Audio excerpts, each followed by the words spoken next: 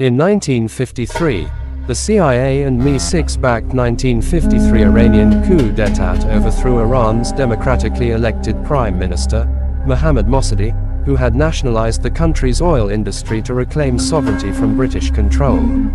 The coup reinstated Mohammad Reza Pahlavi as an absolute monarch and significantly increased United States' influence over Iran. Economically, American firms gained considerable control over Iranian oil production, with U.S. companies taking around 40% of the profits.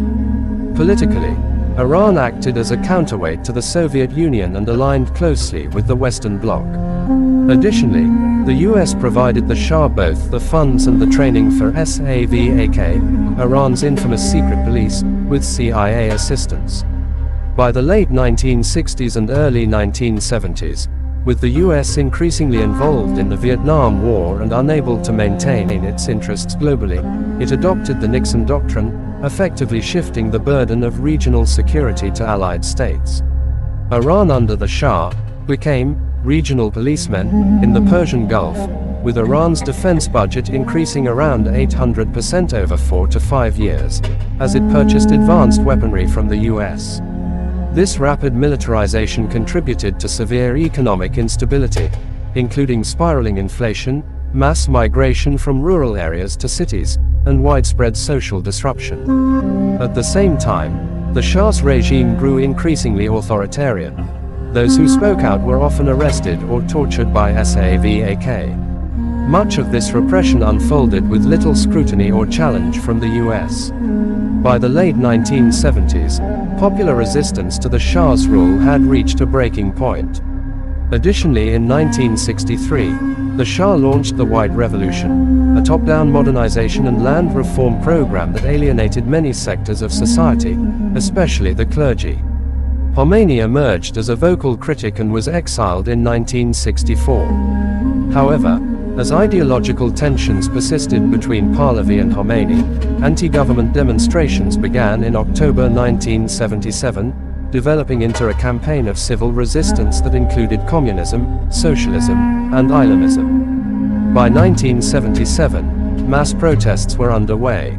A key turning point occurred in August 1978, when the Cinema Rex fire killed around 400 people.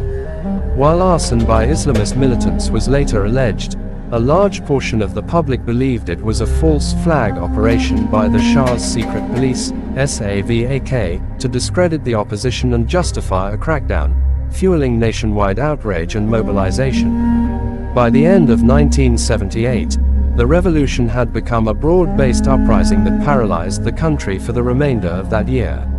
On the 16th of January 1979, Pahlavi went into exile as the last Iranian monarch, leaving his duties to Iran's Regency Council and Shapor Bakhtiar, the opposition-based prime minister. On the 1st of February 1979, Khomeini returned, following an invitation by the government. Several million greeted him as he landed in Tehran. By the 11th of February, the monarchy was brought down and Khomeini assumed leadership while guerrillas and rebel troops overwhelmed Pahlavi loyalists in armed combat.